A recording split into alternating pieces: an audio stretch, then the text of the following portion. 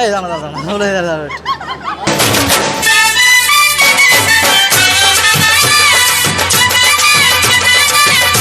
মায়ের এই রূপ দেখার জন্য বহু দূর দূর থেকে মানুষরা এসেছে।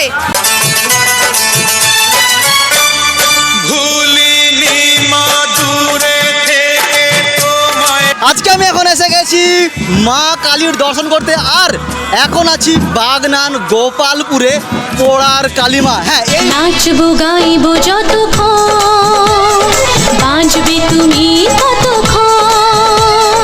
এই মায়ের দর্শন বা এই মায়ের রূপ একদম অন্যান্য মায়ের থেকে অনেকটাই আলাদা। সারা রাতের পুজো হয় এখানে, আর সমস্ত ডিটেলস তথ্য দেবো কীভাবে তোমরা এখানে অন্য সময় আসতে পারবে, সব কিছু আজকের এই ছোট্ট একটা ভিডিওতে। জয় মা কালী। আমার চোখে আগুন। নমস্কার আমার সকল প্রিয় বন্ধু আর বান্ধবীরা, আজকে আমি এসে গেছি হাওড়া জেলার বাগনান খাদিনান গোপালপুরের বিখ্যাত অন্যতম পড়ার কালী মায়ের দর্শন করতে। হাজার হাজার মানুষের ভিড়, কয়েকশো মানুষের দণ্ডি কাটা, আর সারা রাত ধরে চলে মায়ের আরাধনা। বৈশাখ মাসের অমাবস্যার এই পুজো ব্রিটিশ আমল থেকে হয়ে আসছে প্রায় 132 বছর ধরে। মায়ের মুকুট রূপোর তৈরি ও মায়ের সাজসজ্জা অলংকার সব কিছুই কিন্তু সোনার তৈরি। মায়ের আরাধনা দেখতে এলাকাবাসী ছাড়াও অনেক দূর দূরান্ত থেকে মানুষজন মায়ের কাছে ছুটে আসে।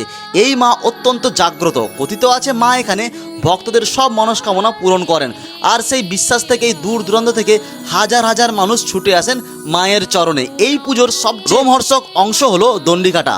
ছোট থেকে বড় অগণিত ভক্ত নিজেদের মানত পূরণ করতে পুকুর থেকে স্নান করে দণ্ডি খাটতে খাটতে মায়ের চরণে গিয়ে আশীর্বাদ নেন। সারা রাত ধরে চলে এই দৃশ্য। ভক্তি আর বিশ্বাসের এই টান দেখলে সত্যিই গা শিউরে উঠবে। গভীর রাতে শুরু হয় মূল পুজো। এই পুজোর বিশেষ অঙ্গ হলো পাঁঠা উৎসর্গ। প্রাচীন প্রথা মেনে সারা রাত ধরে চলে আরাধনা।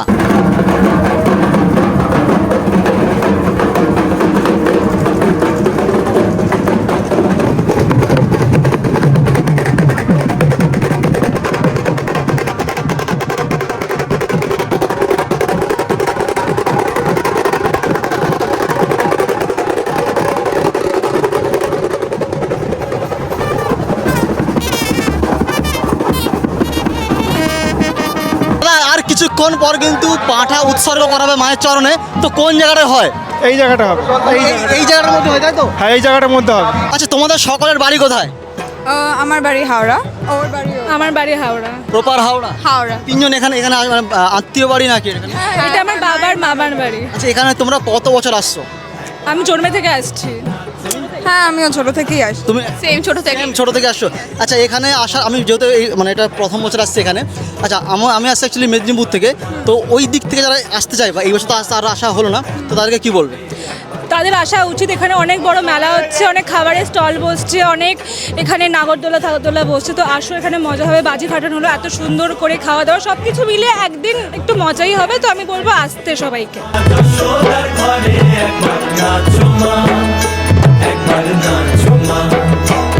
আর তার সঙ্গে থাকছে এখানে একটা সুন্দর ছোট মেলা নয়, মিডিয়াম সাইজের ভালোই মেলা। আর এই মেলা থাকবে কিন্তু 4 দিন, মানে রবিবার ভাই পর্যন্ত একদম। আচ্ছা দাদু, এই পুজোর মাহাত্ম্য কি?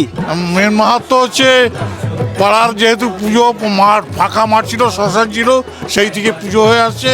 আমরাও ছোটোবেলা থেকে দেখে আসছি যে এই বৈশাখ মাসের অমাবস্যাতে পুজো হয়, এবং যে যেখানে যত আত্মীয় স্বজন আসে সব এই দিন ওই এই মায়ের নাম পড়ার মা কালী কেন? পড়ার মানে মা গোটা মাঠটা ফাঁকা ছিল, আগে দাহ করা হতো, সেই জন্য শ্মশান ছিল, সেই থেকে পড়া থেকেই পড়ার মা কালী। আর ভাই মেলা ঘুরতে ঘুরতে কিন্তু এখানে একদম ট্যাটু ম্যান পেয়ে গেছি বলতে পারো। একদম এই ভাইদের বুকে দেখো, এখানে আছে মা বাবা, তো খুব ভালো।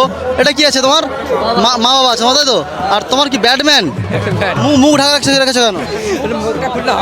না, আচ্ছা আচ্ছা, মানে দেখো হরিণ ওরে হাতে ট্যাটু ভর্তি একদম। আর এখানের মেলা আগামী রবিবার পর্যন্ত চলবে। আর এই মুহূর্তে এই ভিডিও লাস্ট পর্যন্ত কে কে দেখলে কমেন্ট করে জানাও। তোমাদের কমেন্টের রিপ্লাই আমি দেওয়ার খুব চেষ্টা করব, মন থেকে বলছি।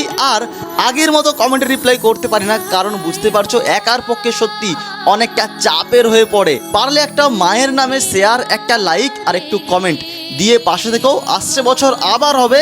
মা তুমি সকলের পাশে থেকো।